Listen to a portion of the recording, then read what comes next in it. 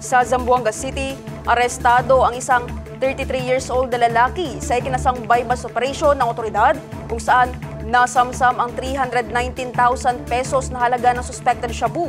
Ang blotter sa report. Ikinasang operasyon alas 6 ng umaga araw ng Linggo, December 8 sa Barangay San Roque ng syudad. Umabot sa 47 grams ng pinaniniwalaang shabu ang nasamsam ng otoridad sa operasyon. Ang nakumpiskang droga ay isusumite sa Zamboanga City Forensic Unit 9 para sa laboratory examination, habang ang sospek ay nasa kustodiya ng ZCPS-7 para sa paghahanda at pagsasampa ng kaukulang kaso sa korte. Ayon sa PNP Pro 9, patuloy ang kanilang paninindigan sa kanilang misyon na wakasan ang kalakalan ng iligal na droga at tiyakin ng isang ligtas, mapayapa at drug-free na Zamboanga Peninsula.